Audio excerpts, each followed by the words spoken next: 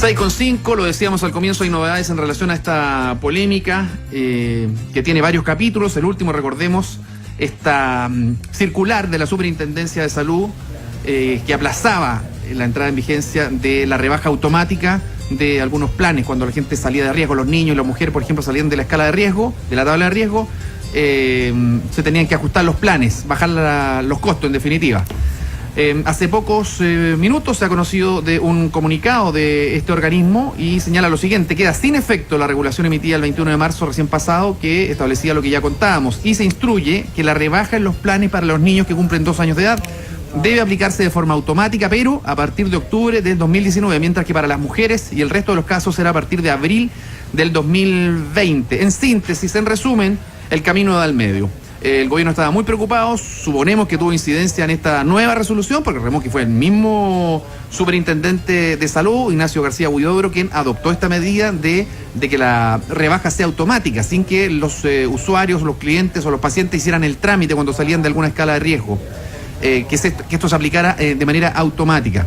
Y considerando no el impacto económico que esto ha tenido, porque lo ha tenido sobre los inscritos, digamos, los que contienen, los que están en la ISAPRE, tomo en cuenta sí el impacto que significaría sobre las instituciones que tienen que fiscalizar. Es que las ISAPRES alegaron en ese momento, entonces el cuadro, y ahí lo reconsideró el superintendente. Claro, y ahí le dio un plazo de 2 años, esto se iba a aplicar recién en el 2021, pero en vista del nuevo cuadro, cuando se conocieron las alzas, el alza, digamos, en los planes, el gobierno sale a anunciar para contrarrestar esto la reforma a las ISAPRE. Ahora sí que sí, se conoce esta circular, parece que el gobierno no sabía, según publicó hoy día el diario La Tercera, no sabía ni el presidente ni el ministro, se formó este cuadro y desde ahí hubo un silencio, el ministro no ha querido hablar, no ha querido referirse, ahora tiene un poquito más de pista, digamos, para hablar luego de esta nueva resolución. Ya ha sido zigzagueante, sí, el superintendente Ignacio García Huidobro. Este comunicado no se refiere a la permanencia o no del superintendente de salud.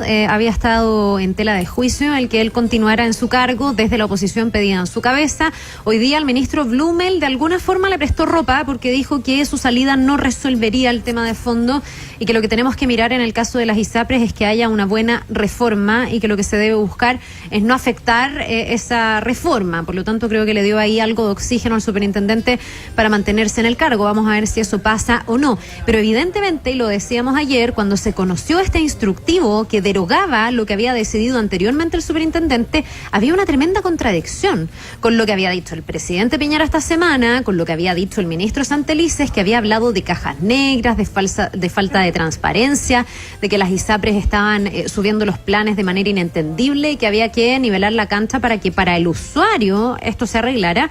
Y claro, tiene cierto sentido lo que hoy día decían desde La Moneda, por lo menos en parte de la prensa, que es que al parecer este superintendente se arrancó un poco con colores propios, que ni el presidente estaba enterado ni el ministro, y que había mucha molestia en La Moneda a raíz de esta decisión que había tomado la superintendencia. Por eso seguramente se le instruye a mejorar la situación. Ahora lo que tú dices es cierto, esto es el camino al medio. Todavía uno podría decir que las ISAPRES ganaron tiempo. O sea, perdón, pero y me queda, un diario sabe más que el presidente de un ministro. Está mal eso. A mí me queda una duda. Que es que yo me imagino que pese a este instructivo de la superintendencia, todos quienes salgan o estén en esa situación con un niño que cumple más de 2 años o una mujer que cumple más de 40, puede ir y solicitar la rebaja. La rebaja corresponde, es legal, es lo pertinente, no va a ser de manera automática por lo que entendemos, pero desde ya hay que decirle a la gente que puede ir a su ISAPRE y pedir que esto baje, o más que a su ISAPRE, a la superintendencia, que va a instruir al ISAPRE para que bajen el precio de su duda le da un poco más de oxígeno al ministro, que en 2 días seguidos no ha querido hablar del tema. En 2 actividades él ha rechazado referirse a este tema. Esto le da un poco más de oxígeno. Suponemos que va a aparecer en algún medio de comunicación el fin de semana. Va a escoger a alguien en algún medio que no lo apriete mucho, supongo. En fin, y esto afecta, como tú decías, al presidente con no sé, con alguna justificación o no. Porque si un diario puede acceder a esta información, queda súper mal el gobierno, ¿ah? No sé cómo lo ves tú desde allá, Cristóbal. Si es que ha tenido tiempo, digamos, para meterte un poco en esto, pero se mantiene un poco el cuadro. Yo coincido con tu análisis. Me interesaría picar un poco más en eso del camino intermedio. Interesante que pudieras explicar eso. Pero dejándose en paréntesis un segundo, esta no es la primera vez que el presidente se entera, digamos, a posteriori de cambios que tienen cierto impacto político en la opinión pública. Recordemos el caso del famoso reglamento del aborto, el que aplicó el ministro Santelices, sin la venia del presidente. El presidente no quería meterse en esa arena movediza tan temprano en su gobierno y se sorprendió cuando se enteró por la prensa de la polémica del reglamento. En este caso es distinto porque también pilla de sorpresa al ministro de Salud. Ahora, la interpretación que hacen ustedes a mí me parece que hace bastante sentido. El gobierno, por supuesto, que entiende que esto desde el punto de vista de la opinión pública no es bien recibido y prefiere echar marcha atrás. O sea, me hace sentido. Ahora, lo que dice Gerson, por supuesto, nos gustaría que el presidente estuviese a caballo de todos los temas. Además que él se vende como una persona que está a caballo de todos los temas. Este es un presidente con las manos, supuestamente es un presidente 24/7. Recordemos esa frase. Claro, acá queda mal Santelices nuevamente, porque el intermediario, esto es del sector de Santelices, entre las decisiones y lo que está pasando acá es el ministro. Bueno, ahí no hay diálogo, no cruzó la información y se supo por otro lado, y esto evidentemente generó otra nueva mini crisis. Ahora, lo del camino intermedio, Cristóbal, se refiere a los plazos que ha fijado la superintendencia en ¿En qué quedaron finalmente? En lo que decíamos al principio, digamos, queda sin efecto la antigua regulación, que aplazada hasta el 2021, y le da plazos intermedios. 2 años deberá aplicarse de forma automática a partir de octubre para los niños, del octubre del 2019, 2 años, y para las mujeres... Cuando cumplen más de 2 años. Claro, cuando los que cumplen, están en ese caso, salen del factor de riesgo. Los que están en ese caso, Cristóbal, cuando un niño cumple más de 2 años, desde octubre automáticamente van a sufrir la baja en los precios de sus planes. Déjame ponerlo en este sentido. Yo tengo una guaguita de 7 meses, por ejemplo, sí. que va a cumplir 2 años antes que se vence ese plazo. ¿Ya? No, pues no antes. Si es octubre de este año. Octubre de este año, ya. O sea, cuando tu guagua cumpla 2 años, esto va a estar vigente. ¿Hace qué rato se supone? Vamos a ver si es que existen las ISAPRES todavía. Pero en forma automática. Lo que pasa es que lo otro que decís tú, Carla, es súper importante. Al final, la gente podría igual alegar por la vía judicial. Obvio. Que era lo que las ISAPRES no querían. Espérate, y no solo por la vía judicial, ante la superintendencia. Ante la superintendencia. Este es un derecho. Sí. Exacto. Entonces, interesante que... Espérame, pero para completar el cuadro, dale. Los que cumplan más de 2 años, a partir de octubre van a bajar automáticamente. Y las mujeres que cumplan 40 años a partir de abril del próximo año, del 2020, desde ahí va a ser automático. O sea, si usted tiene 39 y pasado mañana cumple 40, su plan no va a bajar automáticamente. Pero podría... Me explico, va a bajar en abril. Entonces, ¿qué podría hacer uno? Ir a la superintendencia. Obvio, claro, hacer valer tu derecho, que yo creo que a esta altura es el principal consejo que hay que dar. Es que eso es lo que me parece que es un sentido súper perverso, ¿no? Bueno. Es como la ciudadanía que puede movilizarse y activar los recursos judiciales o no judiciales correspondientes, es la que finalmente puede hacer valer sus derechos. La otra, mala suerte. ¿O no? Oye, sí, absolutamente. Bueno, es como cuando hay un abuso y a ti te toca ir a reclamar y pedir, hinchar. En general, el consumidor es el que sale un poco trasquilado y con una pérdida de tiempo relevante, y te exigen hacer trámites que son súper complicados. Oye, hay otro tema relevante. Una última cosa que me hacía mucho sentido, lo que Carla ha comentado un par de veces respecto a los medidores. La falta de un defensor del pueblo, por así decirlo, el ombudsman, o defensor de los consumidores, porque aquí también uno echa de menos esa figura. Como que incluso hasta cuesta saber a quién uno entrevista, cuando quién articula, quién organiza este tipo de acciones. Y uno lo echa de menos, creo. Absolutamente. Bueno, hoy hay otros temas que están marcando el día. Para mí, el tema del día es otro. Lo venía yo diciendo, no sé si lo has podido ver, Cristóbal. Hay todo... Sí, es que hay todo un escándalo en Rancagua. Lo han rotulado como el nuevo desastre de Rancagua, en una conceptualización rápida de lo que está pasando, con el caso de estos 3 jueces que están sumariados, que están suspendidos de sus funciones y que están siendo investigados porque tenían nexos, por ejemplo, con abogados de causas que ellos mismos resolvían, porque hicieron nombramientos que no habrían sido del todo correctos, porque hay incluso registros de llamadas de esos abogados con estos jueces, etcétera. Pero ¿qué se supo hoy? en una arista un poquitito más política, si tú quieres, se supo que el senador del Partido Socialista, Juan Pablo Letelier, tuvo una reunión, al menos una reunión, eso es lo que se sabe, con el fiscal nacional, Jorge Abbott, para manifestarle, dice él, porque eso sí lo reconoce, que había una especie de desorden con este tema y quería conocer algunos antecedentes. ¿Qué pasó? Que luego de esa reunión, el fiscal nacional instruyó que la causa cambiara de mano, que ya no estuviera en manos de el fiscal Emiliano Arias, que estaba persiguiendo este tema y investigando a estos magistrados, sino que quedara a mano de otro fiscal, que en este caso es de la región del Maule. Obviamente que hoy día llamó muchísimo la atención que un senador de la República intercediera o hiciera gestiones a favor de estos 3 jueces que están cuestionadísimos a estas alturas. Él lo niega, él dice que no intercedió por ellos, esa ha sido la versión oficial hoy día del senador. A través de su Twitter dice: quiero aclarar que no es cierto que haya hecho gestiones ante el fiscal nacional para defender, dice él, a jueces de Rancagua hoy cuestionados. Solo manifesté mi preocupación por el desorden que había. El mismo Jorge Abbott lo dice. Creo que hay una lectura de mala fe de esa reunión, porque se le preguntó al fiscal nacional y él dice: no, nos reunimos para esto mismo del desorden. Es de mala fe decir que se trató de interceder o que hubo cambios a raíz de esto. Claro, lo raro es que ahí el senador Letelier dice que estaba preocupado por el desorden en los tribunales, pero va a conversar de esto con el fiscal nacional, que es el persecutor, en este caso. No tiene que ver con los tribunales. Entonces le contesta, entre otros, por ejemplo, el ex fiscal Carlos Gajardo, también a través de Twitter, y cita, digamos, el Twitter de Letelier, y dice: bueno, si había preocupación por el desorden en los tribunales, lo correcto era pedir una cita, una reunión en la Corte Suprema. Y el resultado fue que después de esta reunión, Letelier-Abbott, los fiscales Arias y Moya fueron cambiados de esa causa por el fiscal nacional. Somos tontos hasta las 12, nos dice Gajardo. A mí me parece es como esto la frase de grave. Como la frase de Gajardo, esa. Sí, pues como su firma, como su marca registrada, como la Z del zorro. ¿Ah? Todo lo termina con somos tontos hasta las 12. Pero tiene un punto.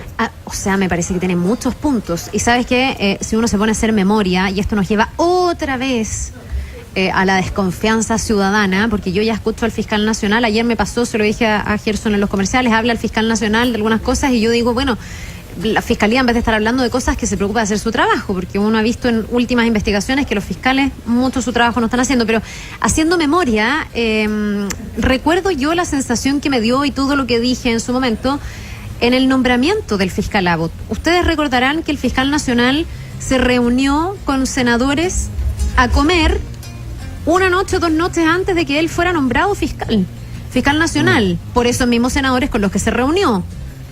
En una cita que fue extraoficial, por decirlo así, en la casa del senador Girardi, que tampoco está bajo el rótulo de la ley de lobby ni nada, es una actividad anexa, que si la prensa no se entera, a lo mejor no sabemos que existió. Y rápidamente, cuando el fiscal Abbott llega a ser fiscal nacional, en la primera entrevista que da, dice que él quiere cerrar rápidamente los casos. Y de alguna manera fija la su doctrina. Postura y su doctrina la reitera después en su torno al pública. statu quo. Entonces, después el ex fiscal Gajardo hoy día aporta otro tuit y dice como una cosa así como que ya el fiscal nacional ha tenido muchos problemas por estas reuniones con parlamentarios, y él dice: el fiscal tiene un deber de gratitud respecto de quienes lo nombraron. Y ahí otra vez hay que ir al origen. ¿Por qué se nombra de esa forma y con esa falta de transparencia al fiscal nacional? ¿Podemos confiar en un fiscal nacional que se reunió 2 días antes con los senadores que lo iban a elegir? A mí me ha generado desconfianza desde el comienzo, y me genera más desconfianza aún si veo que hay un senador de la República que tiene la libertad de reunirse con el fiscal nacional y el fiscal nacional le responde cambiando al persecutor de la causa, que además es un fiscal duro, como el fiscal Arias, que ha tenido muchos problemas por su doctrina y su dureza, porque ha decidido el caiga quien caiga. Si esto no es para desconfiar, entonces ¿qué? Y las explicaciones del senador, por lo menos hasta ahora, yo creo que no son convincentes. Ahora, Carla, es interesante eso, lo que dice Abbott respecto de que hay mala fe en la interpretación de la reunión. Porque, claro, el problema es que las instituciones no pueden depender de la buena o mala fe de las interpretaciones que nosotros hacemos. Las instituciones deberían estar a prueba incluso de la mala fe. O sea, tienen que tener los engranajes correspondientes para que nosotros no tengamos que llegar a sospechar. Si nosotros dependemos de la buena voluntad de la gente y de creer que todos son probos, eso finalmente cuando el resorte humano falla todo. Entonces la gracia es que las instituciones se dan a prueba incluso de esa mala fe. Y para eso yo creo que Gajardo tiene un punto, tiene que haber mecanismos donde ni siquiera nosotros podamos llegar a sospechar de que hubo tráfico de influencia. Y lo que dice finalmente es muy cierto, aquí todos le deben algo a alguien. Ahora, me gustaría que tú me explicaras un poco exactamente qué es lo que hacían estos 3 jueces. Varias cosas, mira, es que están cuestionados por un montón de cosas, por eso pero me interesa también saber por qué, primero por qué los habría defendido, por qué los habría defendido Letelier, pero además exactamente en qué cagüín estaban metidos. No, yo no te puedo decir por qué Letelier aboga por ellos. Sí, esa es una beta que nosotros no conocemos. No conocemos. No, pero lo de Rancagua ha sido definido como el nuevo desastre de Rancagua, Cristóbal. Hay 3 ministros de la Corte de Apelaciones que están siendo investigados, fueron suspendidos de la Corte de Apelaciones. A uno de ellos se le encontraron depósitos provenientes de abogados que además representaban a gente de trigo no muy limpio, es decir, un caso grande. Acá te voy a poner un ejemplo. Había el caso había un caso de un médico que traficaba un estupefaciente que está súper controlado, que es con control de psicotrópicos, y él se conseguía al parecer más de estos cheques receta que tienen los profesionales y los traficaba. Era un medicamento para bajar de peso. Y él es el médico de por lo menos 2 de estos 3 jueces, que son muy amigos al parecer entre sí, y a ellos a uno de estos jueces les tocó llevar la causa o dirimir la causa en contra de este médico. Me explico, ¿no? Y teniendo nexos. También se han descubierto llamadas entre abogados que representaban a un imputado con el juez del caso. Ok, estaban siendo parciales en una función en la cual... Y eso además de tráfico de influencia, nombramientos que no correspondían. Hay uno de ellos que nombra a la hija del otro en un cargo. Es bien escandaloso. Sí, porque además... un ministro de la Corte diciendo algo de que eran como amistades malentendidas o algo así. No, que parece que eran súper amigos, por lo que en el fondo se ha conocido hasta ahora. No, el problema es que acá no solamente se refiere este caso a las denuncias en particular por las cuales están siendo investigados estos 3 magistrados, sino que qué pasa con todas las resoluciones que han dictado. Orada el sistema esto. Se produce una desconfianza a otro nivel. Se tienen que investigar también algunas causas, por supuesto. Gente que se siente perjudicada, que le pareció raro que el juez, teniendo todo el antecedente a su favor, fallara en su contra. Oye, en fin. Hay resoluciones famosas. Tú sabes que Elgueta, Emilio Elgueta, que es el primero que fue suspendido de su cargo en este caso, formó parte de la sala que resolvió revocar el arraigo nacional que pesaba contra Natalia Compañón. ¿Se acuerdan ustedes cuando Natalia Compañón quería viajar a Estados Unidos? El que dijo, bueno, ya, vaya, y le quitó el arraigo fue justamente este señor Elgueta, o formó parte de esa sala, pese a que la Fiscalía decía que había riesgo de fuga. También le ha tocado ver otras cosas. Por ejemplo, él fue uno de los jueces que estuvo a favor de revocar la prisión preventiva que se dictó contra Óscar Muñoz Toledo, el canciller. ¿Se acuerdan ustedes del arzobispado?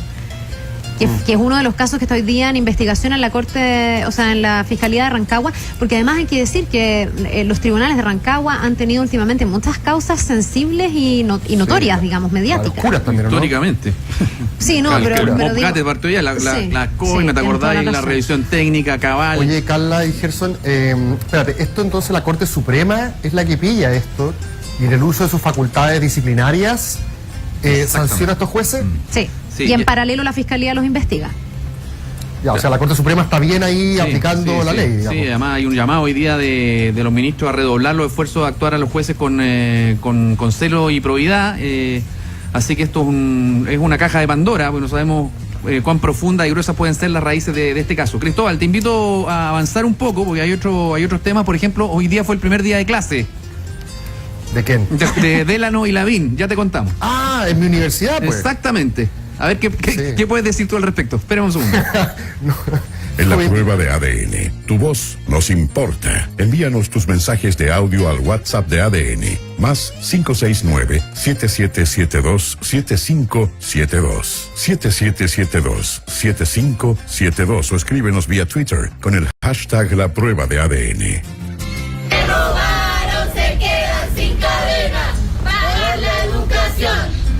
Nuestra condena, y ustedes que robaron se quedan sin cadenas. Bien, es parte del ambiente que se vivió esta mañana ahí en la Universidad Adolfo Ibáñez, cuando llegaron 2 destacados alumnos pero no por su rendimiento, sino por las causas que han tenido que enfrentar. Carlos Delano y Carlos Lavín no fueron mechoneados, ¿ah? Muchos dicen, en vez de huevos los podrían haber tirado currículum, pero fueron recibidos de esta manera al iniciar hoy las clases de ética decretadas por la justicia. Ambos empresarios comenzaron el curso en la UAI, que es parte de su condena. Tenemos en línea a Francisca Carvajal, que estuvo ahí. ¿Cómo está, Francisca? ¿Qué tal? Muy bien, Gerson. Sí, fue una jornada bien larga, por lo menos para Carlos Delano y Carlos Lavín.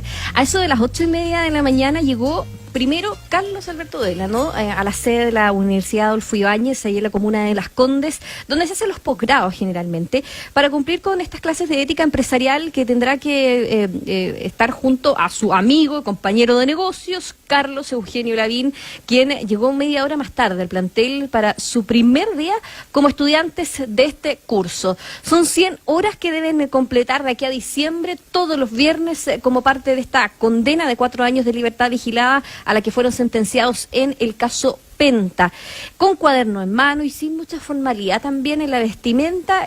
Llegaron a su sala en un curso que ellos van a tener que, es básicamente particular, son los únicos 2 estudiantes, y en la sala, fíjense, había un pizarrón donde solamente se escribió la palabra ética, o eso es por lo menos lo que quedó al final de la clase, escrita por el profesor que dicta precisamente este curso, Gonzalo Bustamante. Los 2 ex ejecutivos fueron recibidos, tuvieron una charla de introducción y a eso sí, al ingreso también tuvieron un recibimiento por parte de este grupo de estudiantes de la Universidad Adolfo Ibáñez que llegaron a manifestarse aquí en las afueras del plantel en contra básicamente de este resultado judicial marcado por lo que ellos acusan, y lo escuchábamos ahí en el audio ambiente, fue impunidad en el caso Penta.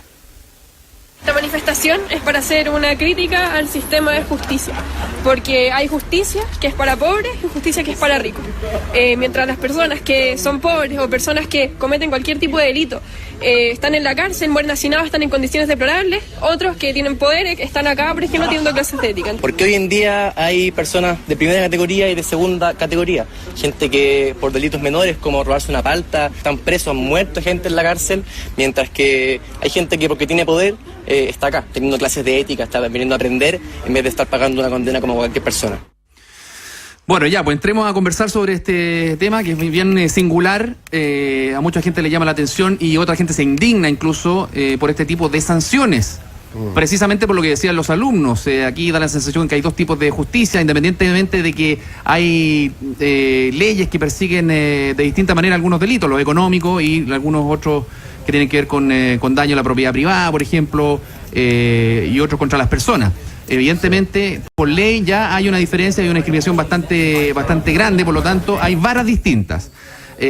Pero otra cosa tiene que ver, y lo hablábamos, ¿te acuerdas en pauta, Francisca, con cómo se trata de estas personas? Por ejemplo, tú me mencionaste el caso de una persona que ha sido condenada o se persigue, se le pretende dar 10 años por robo reiterado, hay reincidencia ahí,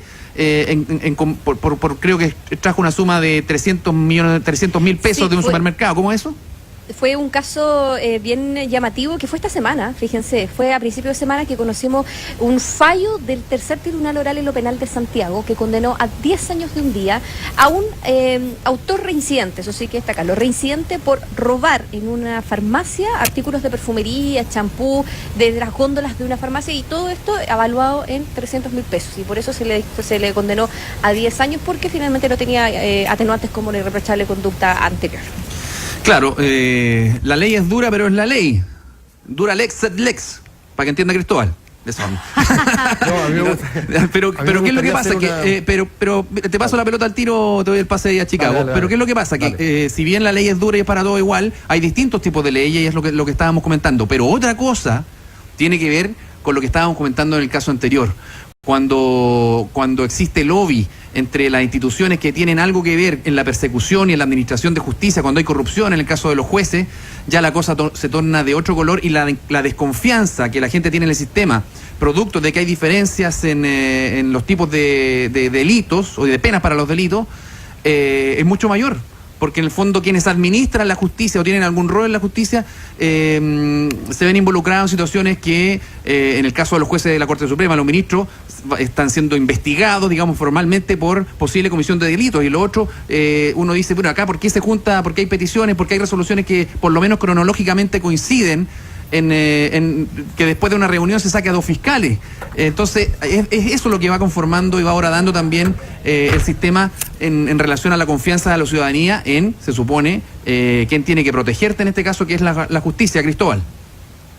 No, me parece interesante, aparte de la reflexión respecto de la condena misma, que no deja de tener algo medio irónico, que se les enseñe ética como diciendo, ustedes fueron poco éticos, nosotros ahora les vamos a enseñar ética. Entonces me gustaría hacer una precisión respecto de qué es lo que se les enseña. Porque que te hagan un curso de ética no significa que te enseñen a ser bueno. Lo que enseña el curso de la Universidad Adolfo Ibáñez es más o menos estándar, y que es un curso que se le hace a los alumnos de 3er año, de pregrado. Y básicamente lo que hace ese curso es hacer una panorámica de las grandes teorías éticas a lo largo de la historia. La ética aristotélica, la ética kantiana, la ética utilitarista o consecuencialista. Y básicamente lo que hace el curso es mostrar cómo a lo largo de la historia se han entendido distintas cosas por lo que es bueno y por lo que es malo. Entonces no es una clase que los vaya a transformar en personas, digámoslo así, más éticas en los negocios. Cristóbal, es un curso más o menos estándar. Y Gonzalo Bustamante es un estupendo profesor. A lo mejor pusieron como ítems especiales, porque hoy día yo escuchaba que también, por ejemplo, van a hablar de responsabilidad social empresarial. No sé si eso está en el curso, yo creo que eso está de en hecho, el curso. Sí, o sea, yo he estado... yo pensé que tenía que ver con el carácter empresarial. No, en general, bueno, la Adolfo Ibáñez es una universidad que, recordemos, parte como una escuela de negocios. Por lo tanto, todo lo que es la dimensión de responsabilidad social empresarial y las distintas teorías que hay al respecto, porque hay algunos teóricos que consideran de que no existe tal cosa como la responsabilidad social empresarial. Milton Friedman, por ejemplo, que vino a Chile en tiempos de Pinochet, un gran economista, neoliberal podría decir alguno, no creía que las empresas tuviesen una responsabilidad con la sociedad, sino solamente con sus accionistas. Otras teorías sostienen que hay personas en la sociedad que tienen interés en lo que ocurre en la empresa y por lo tanto a ellos se les debe algo. Pero yo creo que todo eso se enseña desde una perspectiva más bien filosófica. No es que le digan tú tienes que comportarte de tal o tal manera. Creo yo. Coincidencia... No me imagino a Gonzalo Bustamante diciéndole que sea un gran profesor a todos. Es una pregunta ya más personal, Cristóbal. ¿Es coincidencia que saque a colación a Milton Friedman y estés en Chicago hoy día? Completa coincidencia. No, que Milton Friedman fue famoso porque dijo, bueno, dentro de todas las teorías que había en su momento, dijo la empresa no le debe nada a la sociedad, se debe a sus accionistas. Y otros, teoría de responsabilidad social empresarial, dijeron algo distinto, pero Friedman, bueno, tenía sus propias ideas. Y, de hecho, Friedman y Hayek, cuando vinieron a Chile en los tiempos de la dictadura, fueron además ambos reconocidos por la Universidad Adolfo Ibáñez, así que además tienen son miembros académicos honorarios de la universidad. Sí, pues ahí, bueno, ahí vienen todos los Chicago Boys, ¿eh? Bien, pues Cristóbal, Francisca, no sé si... ¿Me liberan? Te liberamos. Francisca Carvajal, no sé si tiene algún dato que te queda ahí para seguir comentando. Bueno, básicamente lo que queda con estos cursos son en total 100 horas y materias, como lo decía Carla, son 2 módulos, fíjense, ética general aplicada, responsabilidad social empresarial. ¿Y saben cuánto costó este curso?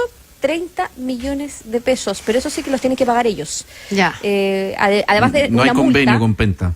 No, claro. Eso sí, esto lo licitó Gendarmería. Este curso, el hecho de que sea la Universidad Adolfo Ibáñez, fue una licitación, se sondearon distintos cursos de la Universidad de Chile, también de la Universidad de Talca, y el que fue seleccionado es el de la Universidad Adolfo Ibáñez. O sea, se pelearon por tener a sus alumnos.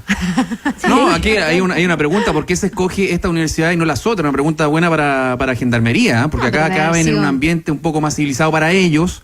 Y a lo mejor si hubieran ido a la Chile, por ejemplo, la manifestación hubiera sido quizás con cómo hubiera reaccionado el alumnado, digamos. Acá fue bastante tranquilo. Debe haber una ecuación ahí importante. Tranquilo. No, en la Universidad de Chile es difícil, habría sido bien distinto. Ya, yo lo único que me queda dando vueltas de todo esto, que es un poco anexo, pero que me parece también relevante, porque la diferencia entre pobres y ricos, o gente con poder o sin poder frente a la ley, yo creo que a estas alturas está bastante clara.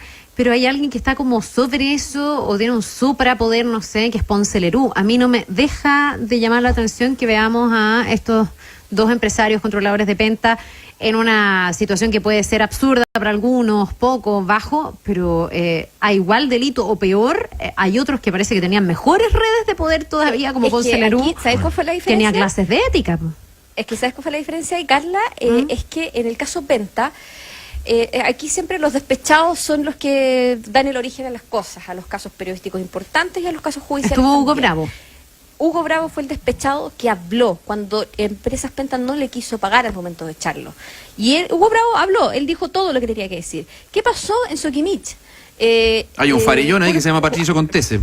Claro, Julio Ponce Lerú tenía sus palos blancos, que en el caso, por ejemplo, en el caso Cascadas es Aldo Mota, y en el caso Soquimich fue Patricio Contese, que Patricio Contese no ha declarado prácticamente en el caso Soquimich. Claro. Nunca ha colaborado y ni ha dado cuenta de dónde fueron. No ha solicitado, no ha más tirado bien, la cadena. más bien ha empujado a Meo a una situación bien complicada, por ejemplo. Exactamente, esa es la gran diferencia, pues por eso que Los a garganta los Carlos profunda. sí se pudo llegar. Ya pues, vamos a ver cómo les van las clases. ¿Aprenderá uno algo a estas alturas? Personas que ya son empresarios, etcétera. Es difícil. No sé, vaya a ¿Me saber. repiten la pregunta? Gracias, Cristóbal. Gracias, Francisca. Que tengan buenas tardes. Gracias, Fran. Chao, chao.